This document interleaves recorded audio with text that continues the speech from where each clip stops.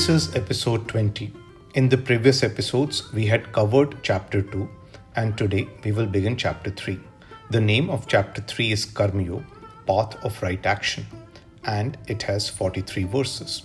Remember, this is the next chapter after Sankhya Yoga, and observing the sequence of chapters is also important. We will cover 9 verses today, that is 3.1 to 3.9. First with literal translations, and then we'll talk about some interesting things. Verse 1 is Jayasi Chet Karmana Te Mata Buddhit Janardana Tat Kim Karmani Ghore Mam Niyojayasi Keshava. Arjuna says, O Janardhan, which is a name for Krishna, if you consider knowledge superior to action, then why are you asking or forcing me to do this ghastly deed of killing the Kauravas? Remember, in chapter 2, God advised us to seek refuge in knowledge or to do action along with knowledge. Hence, Arjuna is confused because if knowledge is superior to action, then why is God asking me to do this terrible action of waging a war? Then verse 2 is Vyamishranev Vakyen Buddhim Mohayasiv Me Tat Ekam Vad Nishchitya Yen Shreyo Aham Apnuyam. Arjuna says, my intellect is bewildered by your ambiguous advice. Please tell me decisively the one path by which I may attain the highest good. Then verse 3 is Shri Bhagwan Uvach Loke Asmin Dvividha Nishtha Pura Prokta Maya Anag Gyan Yogin Sankhyanam Karma Yogin Yoginam. I had covered this verse in earlier episodes as well, where God says, O Anag, the sinless one, which is a name for Arjuna, there are 2 paths leading to enlightenment that I have previously explained with great confidence and faith. Gyan Yoga is for the wise and knowledge seekers, and Karma Yoga is for the doers who lead a life of daily action. These are the 2 paths according to God, and that's what verse 3 is about. Verse 4 is Na karmanam anarambhat nashkaryam purushah ashnute na cha sanyasanat eva siddhim samadhigachati. God says, one cannot achieve actionlessness by merely abstaining from work, nor can one attain perfection of knowledge by mere physical renunciation. This is verse 4, and this is a significant verse. We will come back and talk about it. Next, verse 5 is Nahi kashchit kshanamapi jatu tishtati akarmakrit karyate hi avasha karma sarva prakriti jah gune. So God says there is no one who can remain without action even for a moment. Indeed, all beings are compelled to act by the qualities born from their material nature. Remember, God said, your righteous battle is tearing you all the time, and you can't get away from it or skip it. Even if you are in no mood to fight this battle, others are ready to attack you. And if you run away from it, then you will earn disgrace. So no one can remain without action even for a moment, and will always get drawn to action due to their inherent nature. Then verse 6 is Karmendriyani Sanyamya Ya Aste Manasa Smaran Indriyarthan Vimudatma Mithyachara Sa Uchyate. God says, those who restrain the external organs of action while continuing to dwell on sense objects in the mind certainly delude themselves and are to be called hypocrites. Restraining the senses only by action and not genuinely from within is foolishness and is not the right path to go on. Then verse 7 is Yahtu Indriyani Manasa Niyam Arabhate Arjuna Karmandriya Karma Yogam Asakta Savishishyate. God says, those who are able to control their senses with their mind without any attachment to the fruits of action are certainly superior or self-realized. Then verse 8 is Niyatam Kuru Karma Tvam Karma Jyayo Hi Akarmana Sharir Yatra Api Cha Te Na Prasiddhayet Akarmana.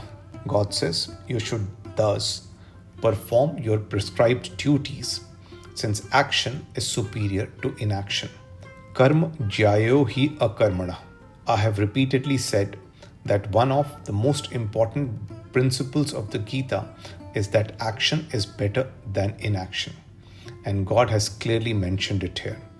Karma jyayo hi akarmana, which means action is superior to inaction. God further adds that by ceasing activity, even your bodily maintenance will not be possible. So this is verse 8.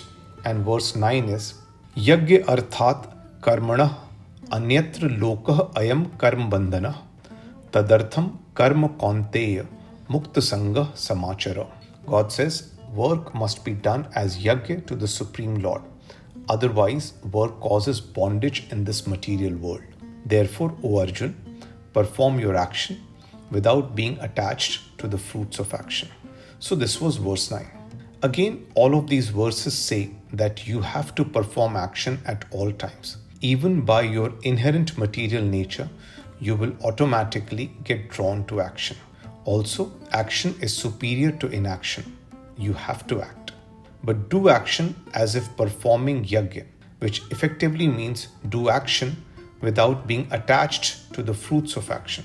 Do action being calm and equanimous without being attached to any fruits. Now, let's talk about some interesting verses, starting with verse 3.3.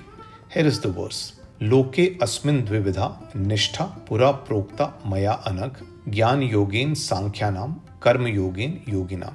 There are two paths to God, Gyan Yoga and Karma Yoga. The term Yoga is used in both. Yoga originates from Yukta, which means to be joined, to be balanced. I had also simplified the meaning of Yoga, which is any action that is done with perseverance, principles, and rational discrimination. Again, I had mentioned that Paramhans Yoganand says that meditation is the most superior form of Karma Yoga. I also said that this may be a yogi's interpretation, but I don't think meditation is the highest form of Karma Yoga. And I quoted verse 24 of chapter 13 to get my point across. Here is verse 13.24. Dhyanen atmani pashyanti kechit atmanam atmana anya sankhyen yogen karma yogen cha apare. Some perceive the soul within themselves through meditation, others through knowledge, and still others through action. So God uses three different words here: knowledge, action, and meditation. In verse 3.3, God says there are two paths, and if not two, then there can be three paths. The path of action is one of them. The path of action is the most difficult path, since you will witness a lot of obstacles as a householder yogi in controlling or restraining your senses. But this path of action for me is separate from the path of meditation. Next, let's talk about verse 3.9, where God says, Yagya arthat karmana anyatra lokah ayam karma bandhana tadartham karma kaunteya mukta sangha samachara. This is a clue to understanding the word yagya. By the way, when we move to chapter 4, you will see a lot of different versions of yagya being talked about, where God says that yagya being performed with knowledge and from within is much better than yagya being done physically. Anyway, here's also a clue, because God says, except for action that is done with yagya, all other action causes bondage in this material world. This bondage means the delusion of considering yourself the cause of the fruits of action, or getting attached to the fruits of action. In the next line, he says, Tadartham karma kaunteya mukta sangha samachara, which means perform action without being attached to the fruits of action, and do this with equanimity. The action in which you have successfully got rid of attachment to the fruits of action is the actual yagya. Paramhans Yoganand says that yagya means that you have sacrificed your senses or offered the attachment to the fruits of action caused by your blind senses as an oblation to the holy fire. I simplify this and say yagya is action performed with yoga, because yoga has perseverance, principles, and rational discrimination. So it includes everything. It is up to you what you want to believe. You may consider yajna as action done with yoga, or you may consider yajna as action done where you have offered the attachment to the fruits of action caused by your blind senses as an oblation to the holy fire. So verse 9 gives a clue to the meaning of the word yajna. Then let's come to verse 3.4, which is a confusing verse, and it's important to understand it. Na karmanam anarambhat nashkaryam purusha ashnute na cha sanyasanat ev siddhim samadhigacchati. This means one cannot achieve actionlessness by merely abstaining from work, nor can one attain perfection of knowledge by mere physical renunciation. I agree with the latter part of the translation, but in the first part, God says that a state of actionlessness cannot be attained by merely abstaining from work. Throughout the Gita, God advises us to perform action. So what is the state of actionlessness? In the Gita, it is frequently mentioned that you achieve a state of actionlessness when you attain perfection. So a state of actionlessness is neither abstaining from work nor is it a vice. So what is the state of actionlessness? An appropriate example is learning how to swim. If you put someone in a swimming pool and he or she doesn't make any effort, then he or she will certainly drown and die. Effectively, you cannot abstain from work at all, as it could be fatal to you. When you are a novice and you are in the water, you splash a lot initially just to stay afloat and move forward. Gradually, when you become an expert, you learn to swim with minimal effort. This is a state of expertise where you are swimming effortlessly and you can actually float in water by being calm with minimal action. This state of expertise is also a state of actionlessness, whereas the novice state requires a lot of action and effort. Gita describes expertise as transitioning from a state of hyperaction to a state of actionlessness. It is actionlessness, not inaction. And this is the way to perceive the word actionlessness or nashkaram. When you attain expertise or perfection, then you become actionless. And you will not become idle, as you will continue to perform your duties. You will do that work which is without attachment, in which you do not consider yourself a cause of the fruits of action. It will be action which is done with the right objective, right perseverance, right rational discrimination, and with the right skill. So this is verse 3.4. Let me talk about an interesting point. A few days ago, I was watching TV wherein someone said ahimsa parmo dharma. This is only half true, as the Bhagavad Gita says dharma hinsa tathaivacha, which is the complete truth.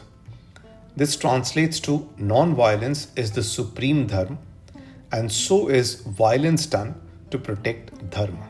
She said that this is written in the Gita and hence violence is also justified. I'm not arguing whether violence is justified or not, but I just want to show you how people even today attribute verses to the Gita that are not a part of it. The words ahimsa parmo dharma is nowhere in the Gita, and hence I started researching the source of ahimsa parmo dharma, dharma hinsa tathaivacha. After extensive research, I found that ahimsa parmo dharma is mentioned at 2 or 3 places in the Mahabharata, but dharma hinsa tathaivacha is mentioned nowhere. It seems that in recent times, dharma hinsa tathaivacha got added to justify action in response to oppression or violence. Now, if this can happen in today's times, then imagine thousands of years ago how many such verses and lines could have got added to the Gita that God might not even have said. So you need to accordingly make an informed decision as to what needs to be taken in context. And my advice is to consider chapter 2 as the North Star. Another point I want to cover is, why does Dhriti reflect Dhritarashtra? Dhriti means to hold or to seize, and it also refers to firmness, fortitude, and steadiness. In some ways, Dhriti reflects senses and the way they can control us, or they can control anything that we are trying to do. So Dhriti is a positive. It is blind Dhriti that is a problem. Blind Dhritarashtra reflects your senses being in control firmly over your mind. and that is the negative side of the Kauravas. Blind Dhritti that controls your mind or hacks your intelligence is wrong. Dhritti reflects the senses, and senses can both be positive and negative. If senses are controlled in the right way, Dhritti is a positive. But if blind Dhritti controls your mind, then that is the aspect of blind Dhritarashtra or the side of the Kauravas. I hope you find today's conversation interesting. Thank you.